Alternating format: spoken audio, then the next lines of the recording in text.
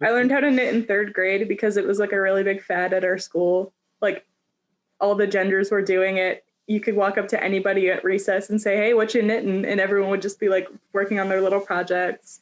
Aww. Our teachers let us do it in class. Like it was really wholesome. I imagine it's the sort of thing that you can just do mindlessly when you're just watching something else or something. Yeah.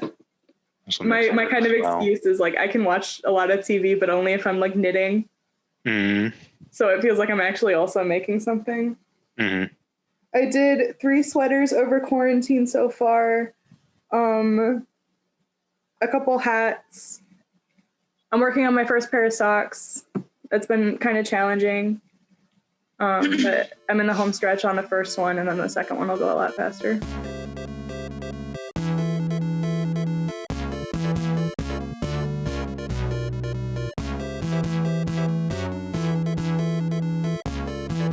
And what we're going to be doing today is we're going to be just doing a really casual roundtable discussion. There's not going to be any necessary prep. And the topic is mostly just talking about our experiences in Backburner. I'll be going through, I have a set of pre-planned questions. I'll open with the first one, and it's mostly like an introduction question. And we'll go around. And then after that, I'll follow up with a potential discussions question, which I'll just open it to the floor. We can just talk for as long as we want. And if any lull comes up in the conversation, I'll jump over to the next discussion question and keep doing that until the end of our session. Now, notes with this recording, as we go through, I have a stopwatch going here. So if we run into a like technical blip, like somebody microphone explodes and like caps the speaker or whatever, I can make a note of that and cut that out. Also, if there's a personal detail that you talk about, and you're like, nah, I don't want that published to the internet, thank you. Just let me know and I'll make a note of that and we'll just cut that right out. And we'll make it all flow nicely together. Good stuff. Any questions? So this is the real time for me to unpack my political and religious ideology. Exactly. Mm-hmm. Mm-hmm. Okay. It's less editing for me that way. Great. Just lay it out all on the table for everyone. Mm-hmm. Exactly. And we want to make sure for everyone watching, Molly's view does represent the views of Backburner and its affiliates. Yes. So whatever she says goes, and we're all accountable for it. Okay, cool. Every comedian should get a $600 stimulus check, except if you do stand-up. I mean, that just makes sense. No. If you do stand-up, you should get a $25 bonus because it's scary to be in front of a big group talking. There you go. You didn't want the stand-ups coming after you? No, if I was in a room with a bunch of people who did stand-up comedy and like they were all mad at me, I think I couldn't do it. Yeah. I think you know how they have like involuntary combustion? I think that's what would happen. Yeah, you got to be careful. They might make a whole routine about you, and then you'd be forever immortalized in a Netflix special. No. Here's a discussion question. Of all the comedy orgs, who do you think Backburner could beat up better? In a fight? Yeah, ourselves. Physical altercation. Internally ourselves. Okay. Who do you think? I mean, I know Fishbowl is like our best friends or whatever, but I think we could fact them. There's only like 2 of them. I was gonna, based on the numbers game, maybe 8th floor. But like, I feel like they're all so cohesively like united that they would all be on the same page immediately. Same with all those improv people. They're always on the same page. Yeah, that's true. So that's the strength. So maybe we could beat up the stand-ups. I was going to say, I don't know if we can take the stand-ups either. I think they're too fearless. Mm-hmm. And where they would have to like create a whole like plan and a routine. By the time they like finished everything up, we would have already beaten them up, you know? Although, true. But I would also say offer the same thing. We can only fight the stand-ups one time because they just do the same thing in the next fight. We'd already know what was happening. That is, if it was an ongoing fight, I feel like we could edge them out eventually. Mm-hmm. There you and if we're talking who's gonna like practice and write like and plan everything out, it's got to be Sketch, right? Yeah, we got that. We can even like choreograph our attacks. What's the blocking on that intermission attack? All right. Anyways, I didn't mean to derail the podcast immediately. I think. I mean, this is can a you great way to derail get something our- that hasn't even started yet? Come on. I don't We know. haven't even. Yeah. That's got to be like the spicy little intro before we actually start talking about who we are and what we're here to do. Yeah, Exactly. that was the cold open. The cold open. Exactly. Oh my Cue theme song that we Cue don't theme song. have. Brr-da-brr-brr-der. That's the only theme song I can We think should of. just use the Sundial podcast theme song that Philly Fresh made. Oh wait, we could absolutely take Sundial. Bunch of writing nerds. That would be an internal battle for the most part. Yeah. People would have to, there would be sides. Oh. This The is all with tragedy of it love. all. We at Backburner Sketch Comedy love all other OSU comedy orgs. You know, we're all fighting the same fight, trying to make people laugh. Yeah. So with that, we'll go ahead and get this started. This first step is simple. If each of us could go through our name, years in Backburner, and any position that we've held while in the club. And then in addition to that, tell us how you ended up in comedy, sort of like an introduction to yourself, both as yourself and to how you came to Backburner as an organization. So let's start with Molly, because I don't want to. I'm Molly. I use she, her pronouns. I joined Backburner in 2018, or I think 2018. What year did Sydney graduate? I think that was my sophomore year. I think she was 2 years older than me. So, So 2018? Yeah. Okay. Yeah, 2018. I held the position of being really fucking distracting at meetings for no reason. And I kind of fell into it because all my friends from OUTV, which is a relic name, film group at OSU, they were all in Backburner. And I was like, wow, I want to hang out with my friends more. And they kept peer pressuring me to join. And so I said, okay. And so I went to a meeting and then I met more people. And I thought, wow, everyone here is the coolest person I've ever met individually. Like everyone was super neat. And so I kept going. I thought everyone was funny. I was like, yeah, it was just fun. Good vibes, good group. Was that everything I was supposed to say? I feel like I did. I don't know. I feel like I said, you know, when you do that thing when you're talking and you are talking a lot, it's that Psycho Killer David Byrne lyric where he's like, you're talking a lot, but you're not saying anything. And it's exactly how I feel right now. My turn. Okay. So I got involved. Well, my name is Bradford. I use he, him, his pronouns, and I just graduated in May of 2020. And I first got involved with Backburner the spring of my freshman year, which was like early 2017. And I also was involved with OUTV first. I met RG in a social psychology class, and he invited me to OUTV, and then he invited me to a Backburner show, which I came very close to not attending. I remember getting home that night and just being really tired, and I was like, oh crap, I told my friend I'd go to this show. And I almost didn't go, but I did. And then I watched the show and I enjoyed it. It was very funny, and I recognized a lot of the people from OUTV. And I don't know, I was like, this is scripted. Like I could do this, because I had thought about joining some of the improv groups before, but I'm not that great with like comedy off the cuff. So I was like, with these written scripts, I could figure out a way to do this. And so all that to say, I was involved from my late freshman year through the end of my senior year, and my senior year, I was the vice president of writing. So yeah, I think that's my origin story. Origins, Brad Douglas. Hi, I'm Lauren. She, her pronouns. I have been in I graduated, but I was in Backburner from the start, and I just tried to look up when that was, and I cannot find that. I know we discussed this recently. I want to say October 2016, maybe, until I graduated in 2017. Actually, I think it's October 2015. Not that it matters, but I was one of the original founders. I started off as co-president the first year of its existence, and then I transitioned to vice president the second year. I got into comedy because it was always something I was interested in, and then I joined a little organization called the Sundial Humor Magazine early in my freshman year, fell in love with it, and then that's when a group of us decided to start a sketch group, so transitioned over there. Cool.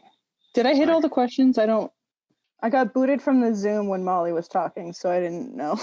Oh my God. Sorry about I'm that. back.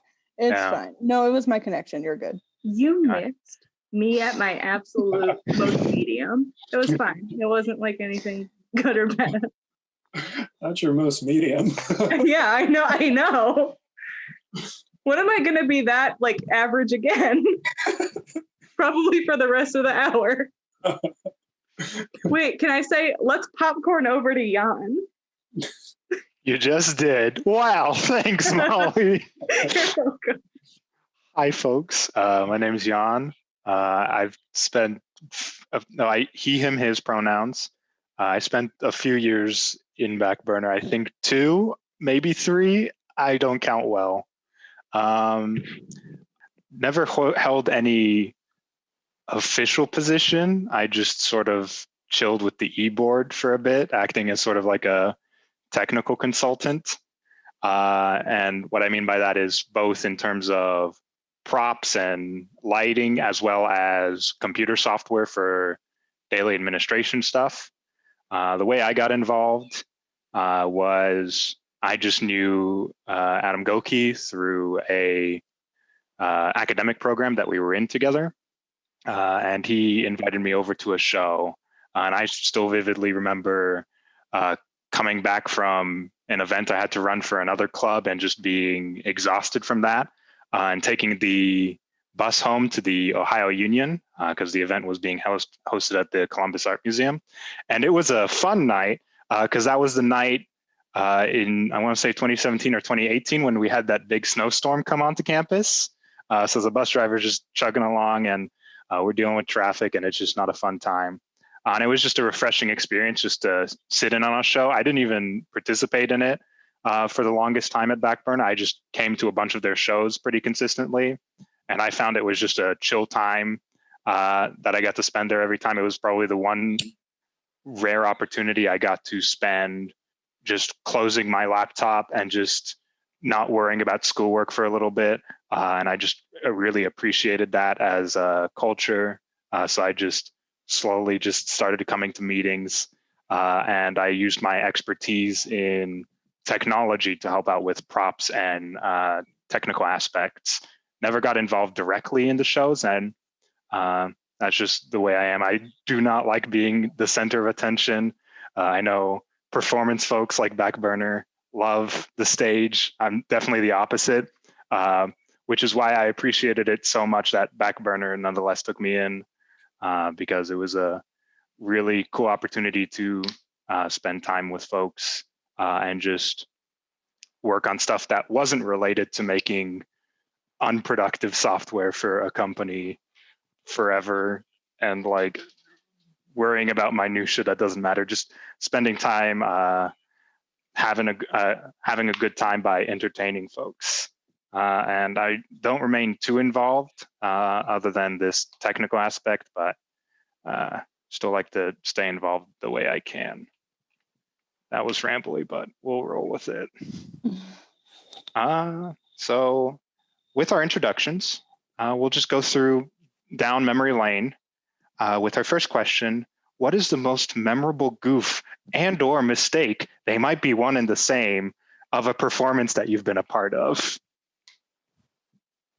Oh, I can start. Like where we just beefed it? Yeah, I think that's what this question's going for. There was a sketch I didn't practice because I forgot. And it was a small show and it came time to do the sketch. And it was one of those where it was the lines were very dependent on one another. So you had to get them right. And I went up there and I just didn't know it. and it was so embarrassing. I still get embarrassed thinking about it. Because I just froze and I didn't know what to say, and everyone who was like up there with me tried so hard to salvage it, but it was like a dying ship just like sinking into the ocean, and I felt I just it took a while. Oh God, I'm like reliving it now.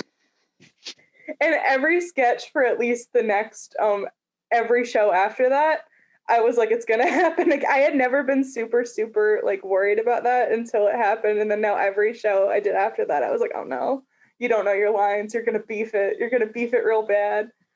But it was casual, and I guess like something I'm really grateful for is like Backburner being such a supportive group. Like no one was like like at me. It was like just casual because it's just for fun.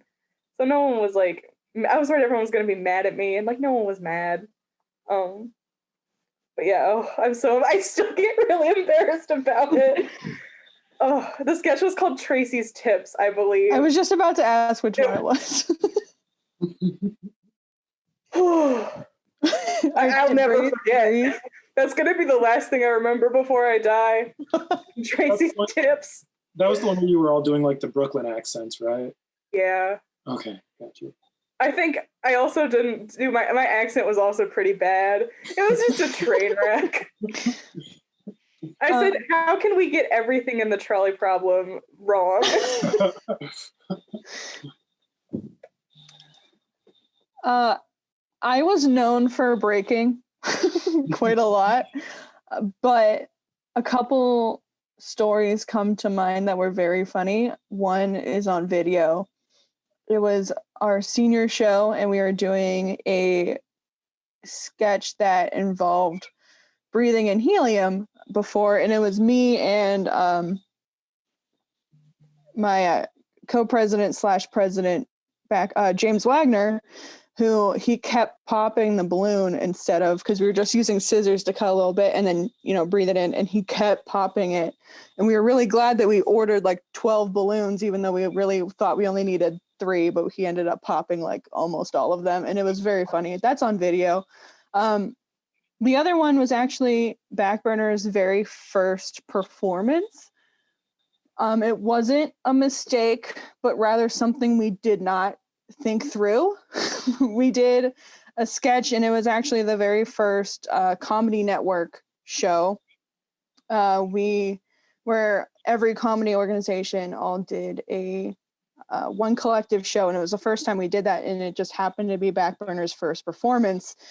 And me, James Wagner, and Adam Rebar did a sketch that I believe Philly Fresh wrote that took place at like a basketball game, and one of the gags was that we dumped popcorn and chips on Adam in the middle of the stage, and we did that a practical joke and really did that in real life, but we had neglected to think about the fact that we put that sketch in the middle of the show. So then we had to hurry up with brooms and try and like sweep it away, but then we didn't get it all out, and so for the rest of the show there was just popcorn and chips on the floor. So not really someone's mistake performance-wise, but definitely something that we should not have done. I'm trying to think of like gaffes that like I was on stage for. There was like when we did the Halloween show, that was the Halloween 2019 show, the Hotel Bernifornia, that's what it was called. Nice.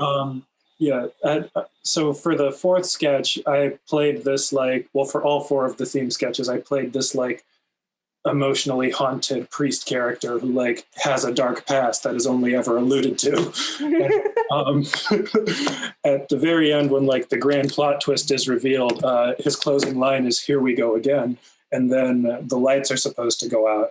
The problem is I said "Here we go again," and I think the people in the light booth couldn't hear me. So the big emotional cut to black just didn't happen. And so we were just staring at the audience. And so Spencer walked up to me, and I don't remember what the exchange was. This is also on video. It would be on the YouTube channel somewhere. But Spencer walked up to me and said something, and then I said something, and we got a little chuckle from the audience, and then the lights finally went out. But in that moment, I didn't know what to do. Those are always fun. Yeah. I was doing one. It was we had transition music before a sketch, and then it worked into the sketch, but then they stopped it, so I started talking, and then they started playing it again. Mhm. I was like, oh, okay. And yeah, that stuff's kind of hard to like deal with in the moment, but the audience thinks it's funny anyways because they can tell that something went wrong, and everyone loves an outtake. So Hey, that's funny it's when live stuff on goes stage. wrong. Yeah. I remember that show because I was the one running lights with Dylan, I think.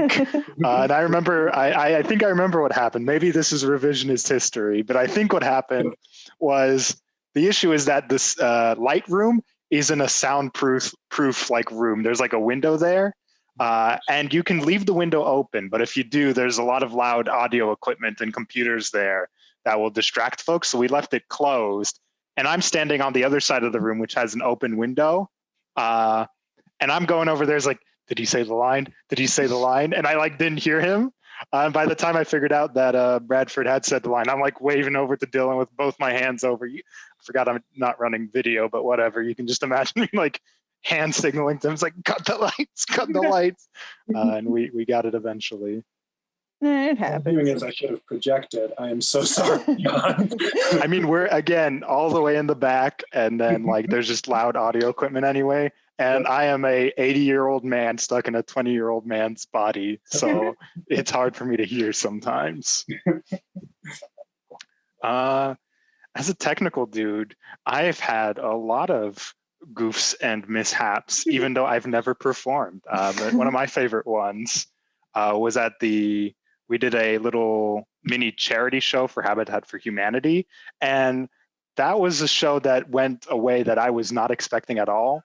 Like I remember going out for that day, sort of going ahead of the rest of the group before our call time and checking out the venue. And it turns out the whole venue was just this like random house that somebody was hosting basically like a small party in. It was supposed to be like a charity fundraiser for the organization, but it was just this really casual get together. And what didn't help was that it had rained. So our initial plan of using like the yard to play our show didn't work. So we had to cram the whole show into this tiny little living room with everyone like packed, all the audience packed in like the back in like the kitchenette and like all that kind of area. And I was genuinely impressed by the performance of all the Backburner folks there, because I'm over here being like a perfectionist technical dude going like, no, let's just scrap the show. It's not going to work. There's no way we're going to do this. And we just went ahead and we wrecked it anyways. No, not wrecked it. Did well. Wrecked as in did exceptionally well. The only major goof there was we were running ham time again. And we had done a changed goof where at the end of it, instead of just killing the main character, we would like play hammer time. I forget what led us to this conclusion, but we decided it would be the funniest thing to play hammer time. And once again, my impeccable timing, we had a Bluetooth speaker hidden inside of a fake paper mache ham we made. And my impeccable timing led to a misfire like 5 seconds after the necessary line was said. So the poor performers were just standing there awkwardly going like, yeah, here comes the goof. And it didn't help as well that the speaker I put in there wasn't even loud enough. So you could barely hear it even in that small apartment, but they danced to it and it was a fun time anyways. And that was a big goof, I guess. Gotta love goofs. I love goofs. Aren't we? Isn't everything we do just one big goof? You know, just Yeah. Instead of a controlled explosion, it's a controlled goof. A controlled goof. I mean, I love a blooper reel. I love watching people break. I think that's my favorite of the goofs is when people on stage laugh. Mm-hmm. Even more funny when they're like about to break and you clearly see it, but they're just trying so hard anyways. My go-to is the just cover your face and mouth. Like I'm totally laughing on stage right now, but if I just do this, it's like, or not. That's the Stefan that I was doing. I didn't do that ever, but like just like if you go back and watch old, like, from the first couple years, like, stage performances, and I always just, like, would turn to the back wall. It's because I was just laughing. Someone mistakenly put me in a Tony Fortnite sketch, and I just, like, laughed, but I didn't even bother to hide it. I had no shame. It was funny. I was gonna laugh. Fucking love Tony Fortnite. All right. Well, that's when things go wrong. How about when things go right? What's the most memorable characters y'all played? Either memorable or we'll just say favorite character as well.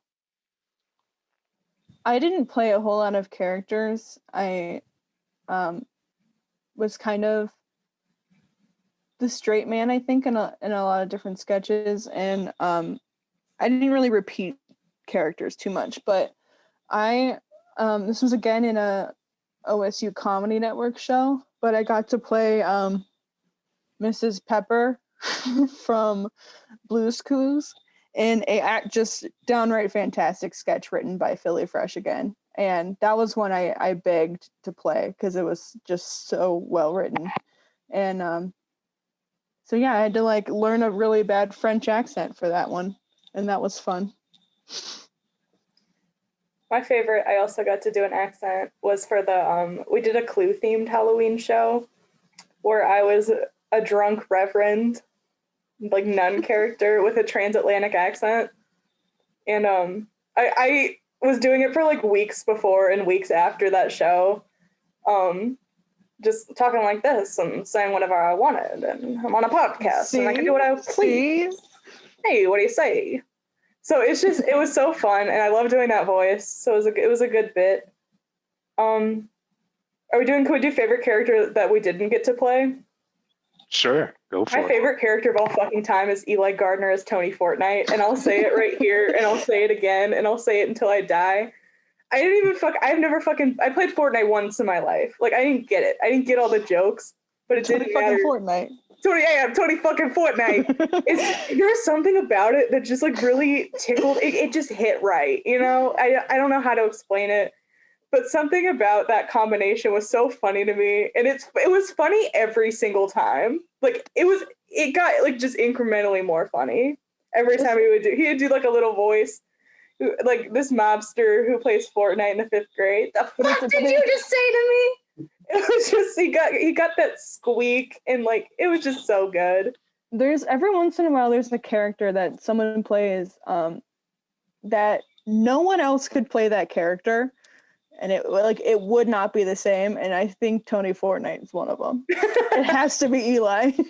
I like that one a lot, and I love Goki in the cowboy sketch. Oh, Blowjob Billy. Yeah. Goki and Madeline. Yeah. Those are two other roles that I love. Every time they're on, I love that. Trying to think which. So I also tended to play a lot of straight men as far as sketches went. I did enjoy the Congressman press conference sketch, which I think Zach White wrote, where basically I played this senator who's like caught between a rock and a hard place, because it's like he's accused of sending sexual images to a minor, but then someone comes forward and says those can't be his pictures because the dick in the pictures is too big. So it's like, admit you have a small dick or lean into this heinous accusation. And so that was just a very, that was a fun sketch to be a part of. And then the Funeral Santa sketch was a lot of fun because I got to play this like stoic demonic character, and then everyone did the Mayor Pete dance, and Dan Adamson got to be the batshit crazy Santa Claus. Like that was another fun sketch. And then to lean into the straight man of it all, my Civil Wrongs sketch, where I'm just playing this black character reacting to all this white nonsense, was also a lot of fun. So I love that sketch too. Thanks. Yeah. Oh, and the Sky. When I played the Sky in the Florax theme sketches last fall, I got to do a really high voice. I got to say, "Let the sky fall," while holding a leaf blower. Like, nice. Good times. I should note, I talk about this part a lot, but my mom's favorite character is Blue Shrek. She loves Blue Shrek. She thinks that sketch is so funny. She loved it. It was like the one show I was like, you guys can come to this show. Was a show where we did Blue Shrek, and she loved it. I don't mean to like jump in over your questions, but what about like your favorite character that you've written? Ooh. I don't even know if I have an answer to my own question, but I have my list of sketches I've written pulled up, so I just need a second. oh, that's nice. I'm leaning a funeral photographer. I don't know. There's something like playfully sociopathic about the funeral photographer character. Because like clearly he's just been hired to take photos at his funeral, but in order to do his job, he has to ask grieving people to pose. So, I don't know. That was a fun character to play. Also, my character in the My Bee sketch, when I just I accidentally say something that's very minorly untrue, and I break into this massive monologue about what an awful person I am for misremembering one detail in this story. Do you remember My Bee, Molly? I don't, but you're good. What's the bit for the My Bee sketch? Yeah. So basically, I'm sitting on the stage, and I think Rachel Roman and Sarah Palazzo were my friends, and the two of them told stories, and they both like misremembered small details in their story, and they're like, "Wait, I'm a liar, my bad," and then they correct the detail, and so that was sort of the bit that I was putting on. I wanted to sort of up the I guess the self-rebuke that you do when you misremember a detail, and so my character stands up and he's like, "Oh no, I've said something untrue. Can I remember this whole monologue? I'm a fraud, a fiend, a villain of the highest order. I deserve neither your friendship nor your gaze, for I am but the filthiest scum on the underside of a workman's tattered boot. No amount of remorse can assuage my trespasses, for I have presented incorrect information to you in the guise of honesty." I don't think I saw that one live, but I'm gonna go look for it online tonight. That's so fucking good. Thanks. I'd say my favorite character that I wrote was also a funeral sketch where I played a funeral magician. Again, kind of for similar reasoning. Like, I don't know. It was just fun. I got to do shitty magic. Like I can't do magic for shit, but I got to do so low grade, not even tricks that it was cute. And I built a really cool like. It was kind of ugly. If I were to go back and do it again, I would have spent more time on it. But a coffin that like when I cut into it with a knife, it looked like it was squirting out blood. That's a fair. And it was fun to do. It was gross and a good time. I don't even know if I have an answer to my own question. I can't really think of. I'm old. But one of my favorite sketches was I wrote at the end was I did a Family Feud type sketch where I got to just make a lot of like inside jokes. It was real fun for the audience, but like very Backburner oriented jokes, and I got to include a lot of current members and made jokes kind of like specific to them, and it was almost like my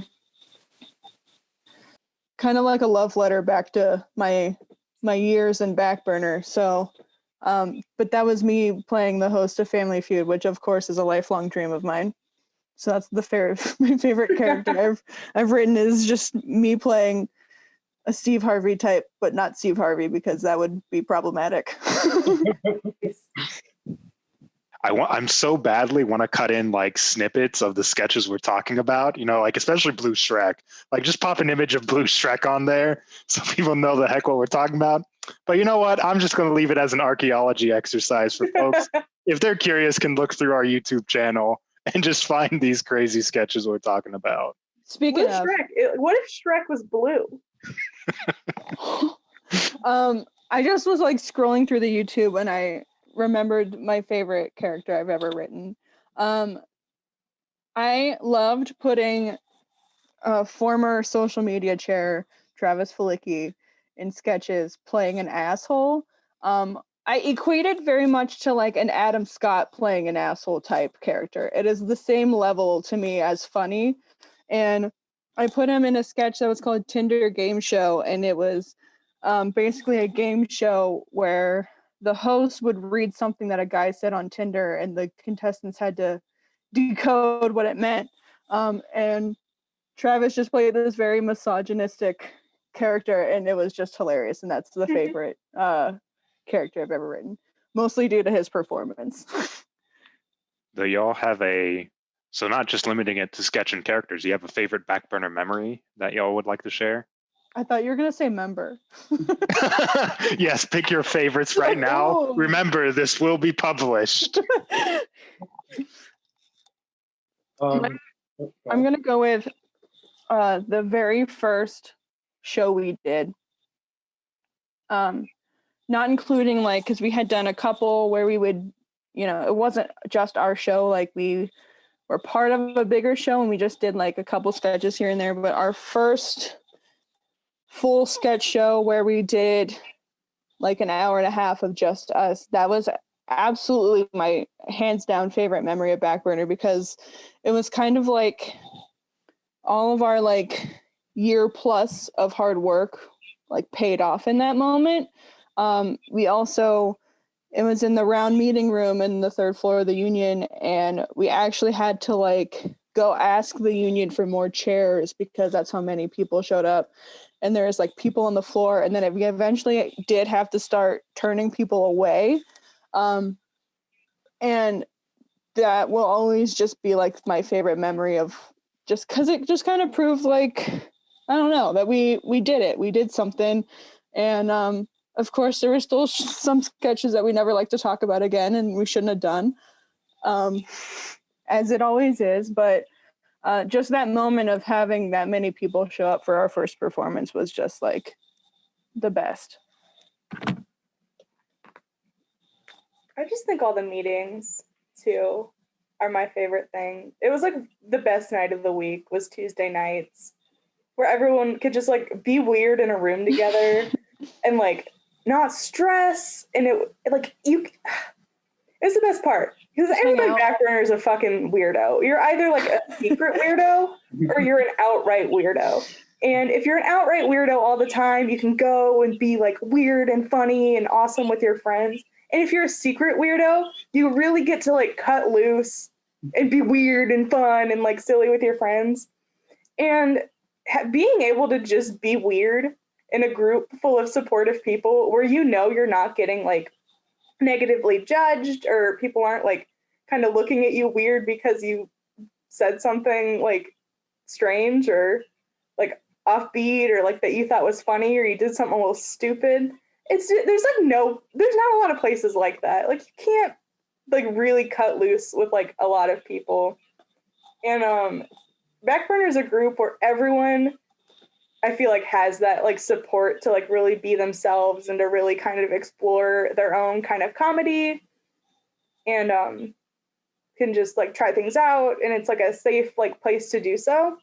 So yeah, I don't know. Just like I really fucking like, and a lot of funny shit happens at meetings. Like I love playing all the games. That was usually my favorite part of the week was playing games. 10 out of 10, but yeah, I love 10 out of 10. 10 out of 10 is a good one. And when we would do just like kind of warm ups and just like practicing and like creative thinking, that was always it led to a lot of really good bits. But yeah, meetings are just like, they're special. Like you'd be hard pressed to find like places as special as a Backburner meeting. Whenever like I start talking about my memories with Backburner and the Comedy Network in general, my mind immediately goes to like the parties, because we had some weird parties. Yeah. And, like between the drunk PowerPoint nights and vividly remember the underwear party at Matt Loxley's house and the high school alcohol party, which I think was also at Matt Loxley's house. Oh my God, yeah. In the case of that party, I specifically remember in the Facebook event, someone posted a picture of all the Jell-O shots and they captioned it, "Don't you dare touch my AP Chem project." That was funny shit.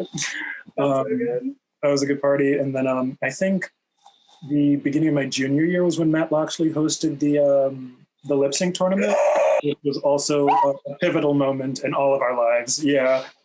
Molly's It's Raining Men is iconic among their performances that night. But yeah, there were just a lot of fun parties, and they were always very chill, very laid back. You could just float from conversation circle to conversation circle and, meet people. And it was just a good time all around. I think those were kind of critical for like team building as much as there's a lot of team building in meetings. But like being able to, because at a party, it's the less pressure to be funny than if you were in a meeting type setting. So as much as it sounds silly to be like, those parties were important, but they are, because especially if there's someone that you always wanted to talk to, but maybe you can't build the confidence. It's just a very low pressure just time. And so I don't want to like be like always go to parties, but those are kind of a cornerstone, I guess, to the history of Backburners, just because that's where because Backburner is a weirdly close group. I think that has stayed from its conception. You can say cold. It's okay. And part of that is just how much time we spend with each other outside of, Tuesday night meetings. And that's part of it. It's just, really getting to know each other and being a part of a comedy team. So piggybacking off Bradford and Molly's, those are all great memories. The big three. You got shows, you got meetings, you got parties. And that's just being in Backburner, baby. And on top of all that, there's chanting. There's a lot of chanting going on. Mm-hmm. Bitches at Backburner love a good chant. And thankfully less slapping. We don't need to get into that. Sorry I brought it up. We'll just leave that as a mystery to be investigated. Hey, Backburner, find out what we're talking about. If you know, you know. Yeah. No, that's an absolutely great point, Laura, and I'll add on to that point as well. And that I'm kind of kicking myself is too strong of a word, but I'm kind of disappointed that I didn't go to more Backburner parties early on, especially like after parties for like after shows and such. And part of the issue was one, I was not past tense. I still am a workaholic. So like a show would be over and I'm like, well, time to go do more work and work on more homework. But the other issue being as well is that the only sort of parties that I ever been to were parties where I was invited from work. And those were like intense, like it's dark and it's like loud and like just sort of not my vibe. But then when the first time I went to like a Backburner party, it was like just a super chill environment, very characteristic of Backburner, and just super friendly and super nice as well. And it was a great experience to go to. And I just wish I went to more of those parties for sure. You like always have a friend at a Backburner party, even if you don't know anyone. That was always great. Yeah, we kind of were able to make a community of people that were always just so welcoming. And I think that's something that's really special about Backburner. I like kind of have Bradford was saying, theme parties are fun, but they're better with funny people who like kind of take it seriously. So getting towards the end here, looking at the present day, how has Backburner influenced your creativity, your career, your life? How has it impacted you as a person? And I say so with sincerity, like what kind of positive aspects have you taken out of Backburner? Well, I gained such a close group of friends from Backburner that like we're still really close. We still do creative projects and stuff like that. And I wouldn't have had that if it wasn't for Backburner. And I just can't imagine those people not in my life. And, that's extended to anyone at Backburner. Like everyone is so special in their own way. And if I didn't my life would be worse if I didn't know everyone that was in Backburner. I truly believe that. Yeah, exactly the same thing Lauren said. Everyone in Backburner is the greatest person I've ever met, and that's like a quote. I say that verbatim all the time. I think I said that on the last podcast, like we did for senior whatever, that I was on. But it's true, and it's always going to be true. It's like such a good group.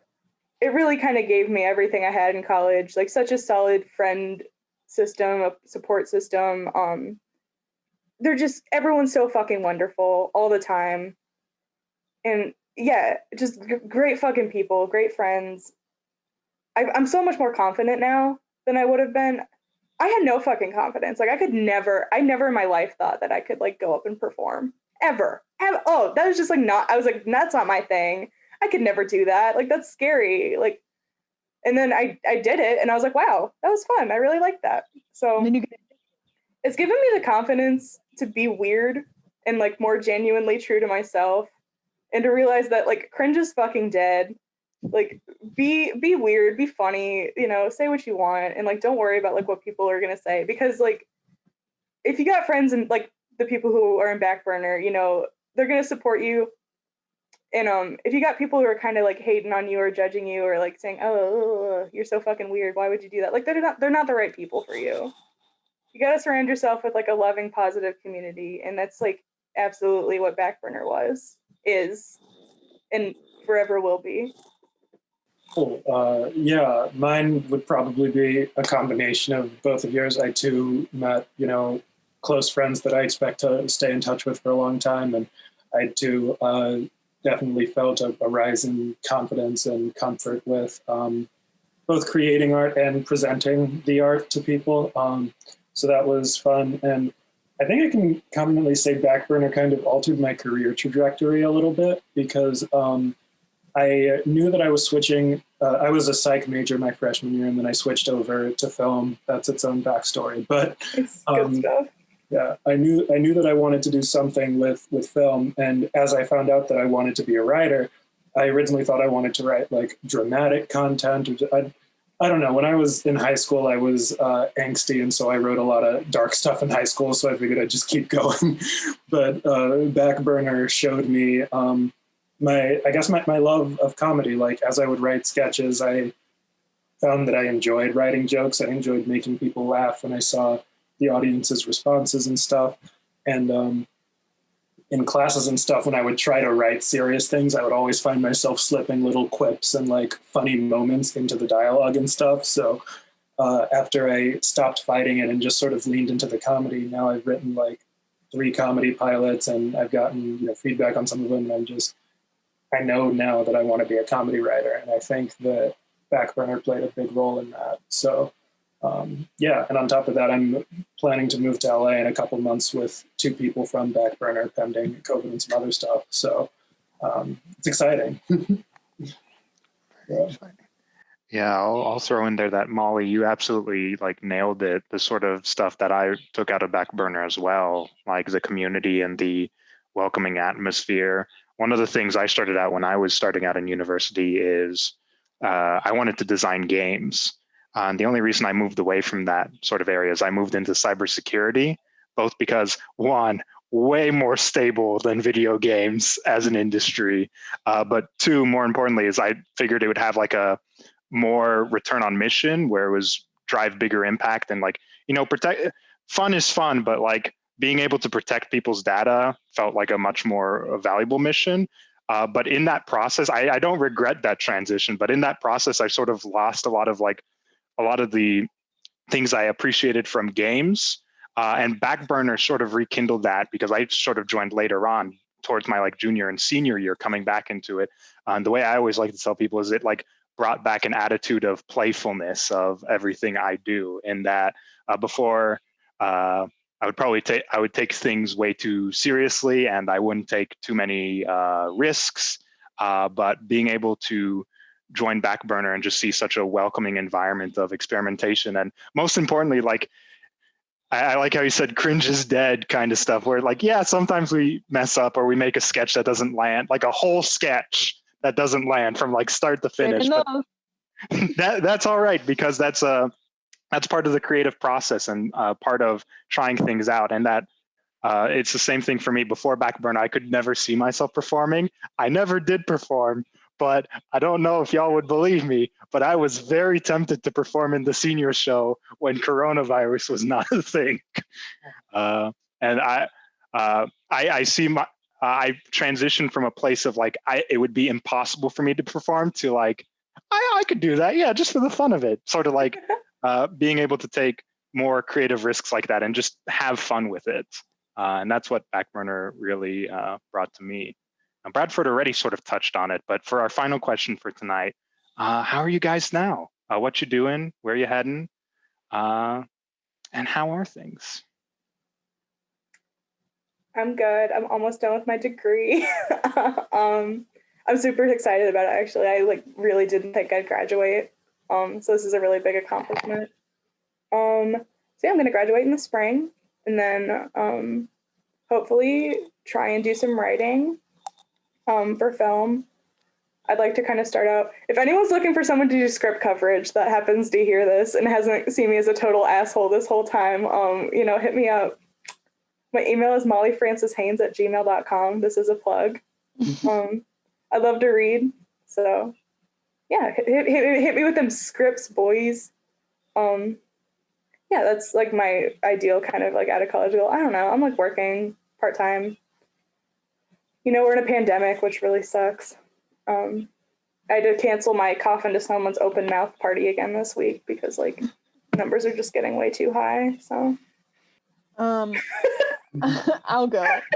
Sorry. I work full time at a in not the industry that I would like to be in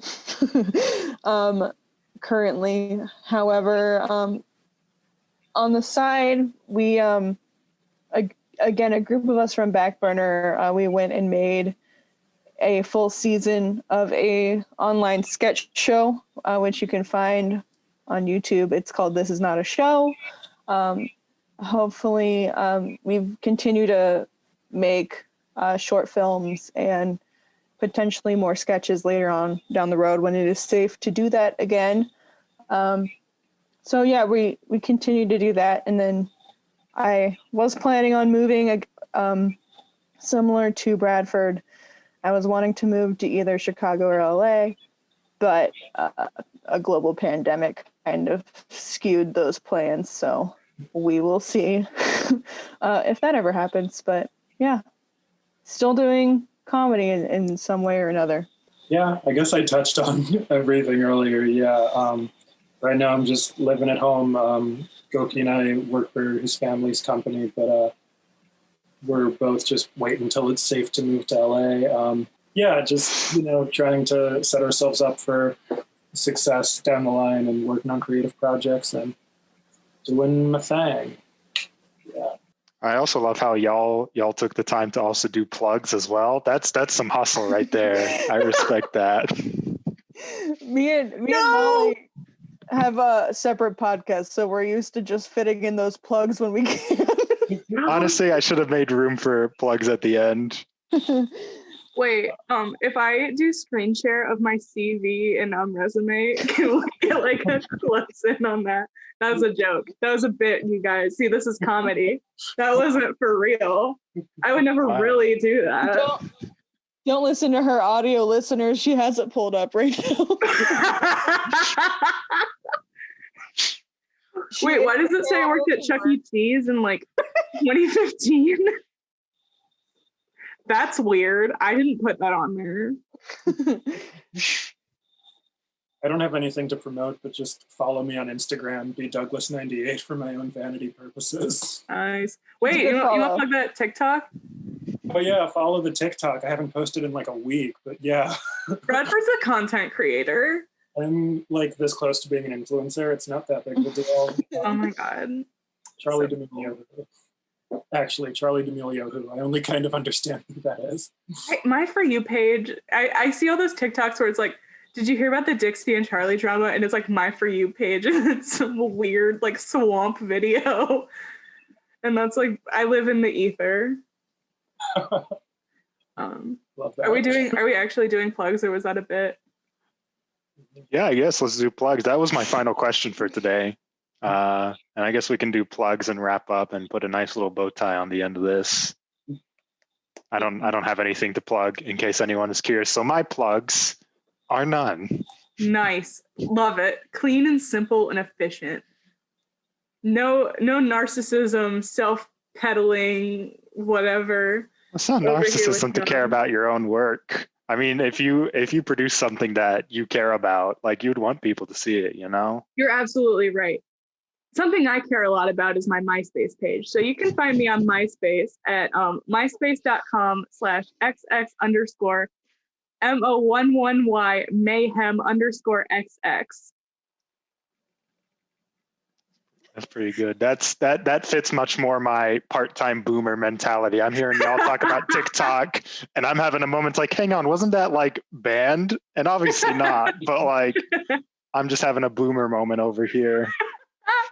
MySpace makes me much more comfortable. Thank you. I've been Thank you. posting on MySpace and nobody's seen it. Never mind. I was gonna say I've seen it, but I haven't. It would just be a fake gassing you up. I would apologize. I don't want to be fake like that. It's okay, Lauren. You're real. You're a real one. Yeah. Like I said, you can on YouTube. This is not a show. Also, the website tinas.tv. It's a season-long sketch series. I think there's 9 episodes. You can also. I have a podcast with also former Backburner member Quinn Wright called One Star Movies, where we review bad movies. You can find that on Twitter at One Star Movies or on Apple Podcasts or whatever way you like to listen to podcasts. You obviously found this one, so it's probably on that format too. Can't make assumptions like that. I might mess up and end up posting it to MySpace or something. I don't know. Only Molly will listen to it. I will. If it's on MySpace, I'll see it. There we go. She'll share it to her page. It's fine. I will. Yeah, I don't have any specific content to like promo. My TikTok is just like short, mostly like gay leftist comedy videos. Woo. My Twitter is, I don't know, me trying to be clever every couple weeks. And then Instagram is just my life. If you're a movie person, you can follow me on Letterboxd, which is BDouglas98. Anyone who follows me on Letterboxd knows that I'm currently dying because of the boys in the band. It's fine, but yeah, we're having fun. Oh my God. I'm also going to plug my Letterboxd because that's the only other social media I care about. It's at Emma11Y Haines. Oh my God. Did you put a review in? 3. I've watched that movie 3 times in the last Oh my week. God. Bradford. So I watched it the first time for myself, and then I needed Goki to see it, and then I needed my friend from high school, Devin, to see it. So like, I have an excuse for watching this, for wrecking myself 3 times. Oh my God, Bradford. Not your recent activity being prom, the boys in the band, the boys in the band, and the boys in a band again. I'm not okay. Oh my God, I'm going to take a screenshot of this and I won't let you forget about it. I deserve it. You're a pro user? Oh my God. I wanted to see my stats. Well, there we go. Thanks everyone for joining us. Thanks for putting this together. It was really nice. Absolutely. I'm going to stop the recording in a second.